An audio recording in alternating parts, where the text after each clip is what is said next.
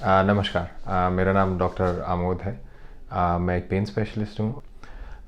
आज हम बात करेंगे एक ख़ास कंडीशन के बारे में जिसका नाम है प्यूडेंडल न्यूराल्जिया। ये एक पेल्विस में दर्द उठने वाली कंडीशन का नाम है। सो पेल्विस हमारे शरीर का ये वाला हिस्सा होता है और इस प्यूडेंडल न्यूराल्जिया में इस हिस्से में दर्द उठता है। और इसके बारे में हम आज बात इसलिए कर रहे हैं क्योंकि इस कंडीशन के बारे में जो लोगों की अवेयरनेस है वो काफ़ी कम है।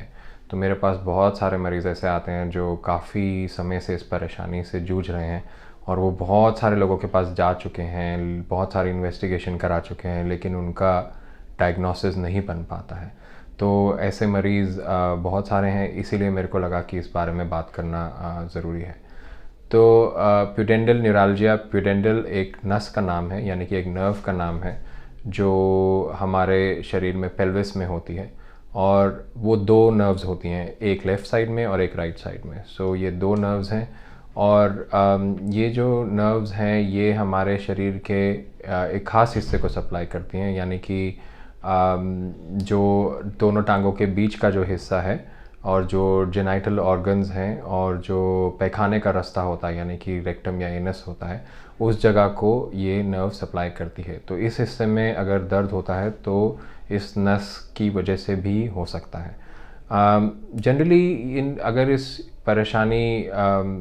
ये परेशानी है तो जो मरीज़ आता है मेरे पास वो मुझे बोलता है कि उसको दर्द है इस जगह में, और ये दर्द ख़ास तरीके का होता है, यानी कि जलन की तरह होता है या झंझनाहट की तरह होता है या कभी चुभन या भारीपन की तरह भी होता है।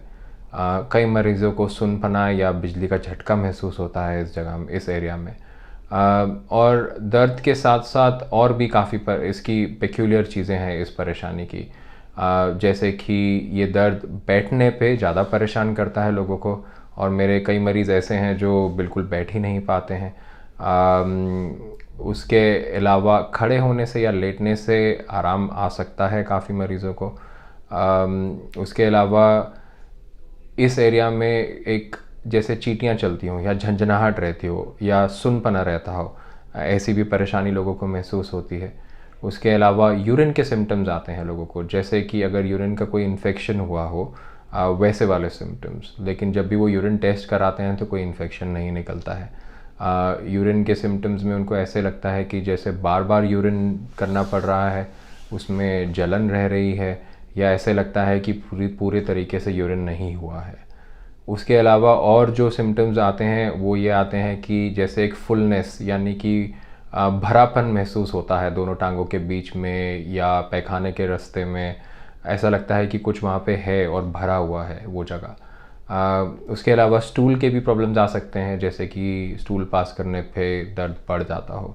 तो ये सारे जो सिम्टम्स हैं ये प्यूडेंडल न्यूराल्जिया कंडीशन में पाए जाते हैं।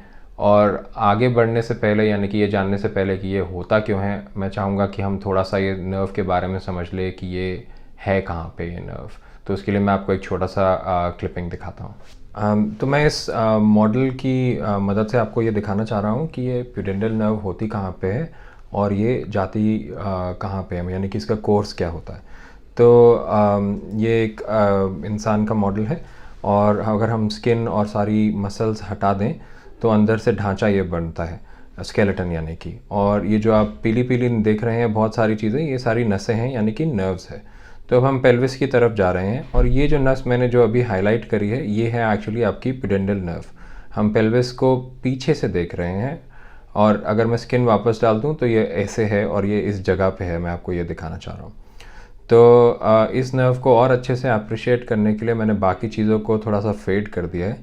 तो आप देख सकते हैं कि ये पीछे से निकलती हुई ये नर्व आगे की तरफ जा रही है, और इस रास्ते के दौरान ये 3 ब्रांचेस देंगी जो कि अलग अलग जगहों पे जाएंगी और अलग अलग जगहों को सप्लाई करेगी। तो ये खाली अगर हम नर्व को देखें तो ये पीछे टेलबोन के पास से सेक्रम, यानी कि स्पाइन के निचले हिस्से के पास से आगे की तरफ जा रही है ये नर्व।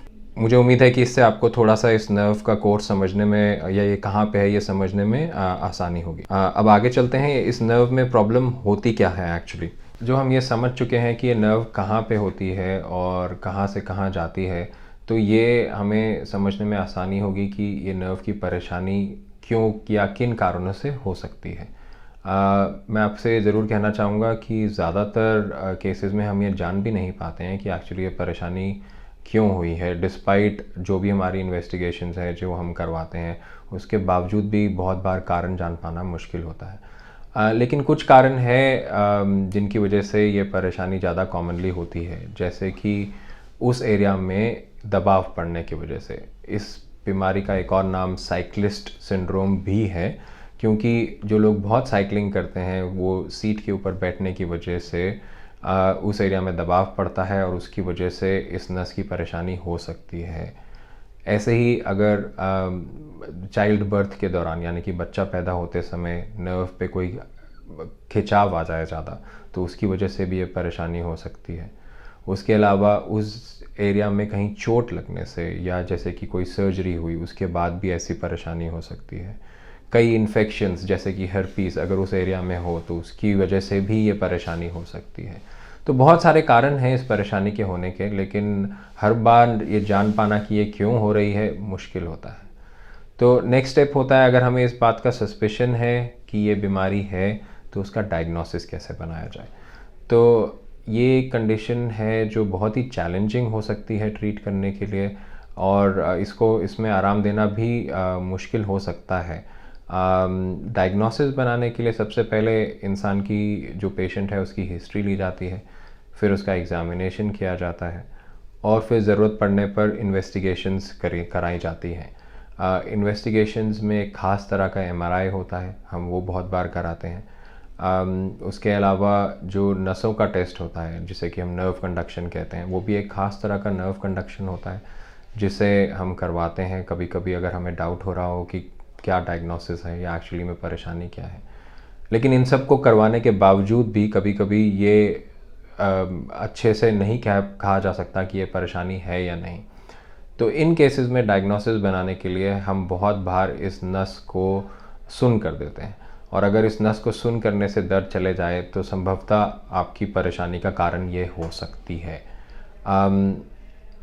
एक बार डायग्नोसिस बन जाए तो ऑब्वियसली सबसे इम्पॉर्टेंट चीज़ होती है ट्रीटमेंट। नाउ ट्रीटमेंट में इसमें एक चीज़ से आराम ला पाना कभी कभी मुश्किल हो जाता है, तो बहुत सारी चीज़ें एक साथ इम्प्लीमेंट करनी पड़ती हैं। जैसे कि आप कैसे बैठ रहे हैं, कहाँ बैठ रहे हैं, कितनी देर के लिए बैठ रहे हैं।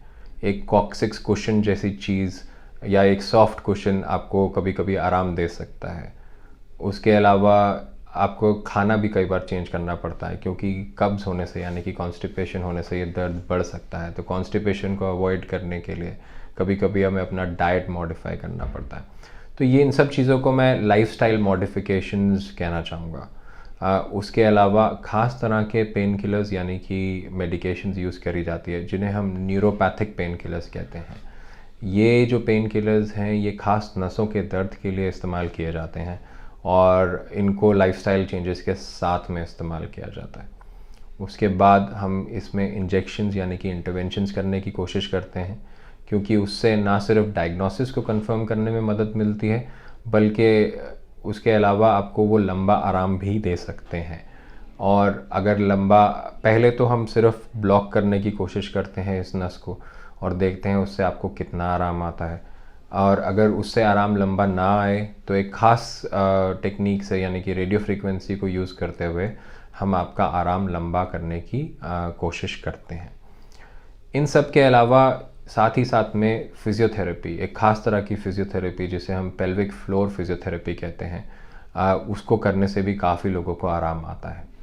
और ये बीमारी ऐसी है कि ये दिमाग पे अगर लंबे समय तक रहे तो दिमाग पे भी प्रभाव डाल सकती है, तो इसलिए इसको कैसे इग्नोर करना है, अपने माइंड को कैसे पीसफुली रखना है, कैसे इस बीमारी पे कंसंट्रेट नहीं करना है, ये सब चीज़ें हम साइकोलॉजी की मदद से सीख सकते हैं और उससे इस दर्द में काफ़ी आराम आ सकता है। अगर इन सब टेक्निक्स को, इन सब मोडालिटीज़ को यूज़ करने के बाद भी आपको आराम ना आए तो कभी कभी हम सर्जरी भी कंसिडर करते हैं इसके लिए।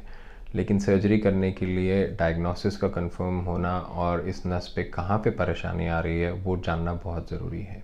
मुझे उम्मीद है आज की इस जानकारी से आपको या आपके किसी जानकार को ज़रूर फ़ायदा पहुँचेगा, और मैं आप सब लोगों का ये वीडियो देखने के लिए धन्यवाद करना चाहूँगा। धन्यवाद।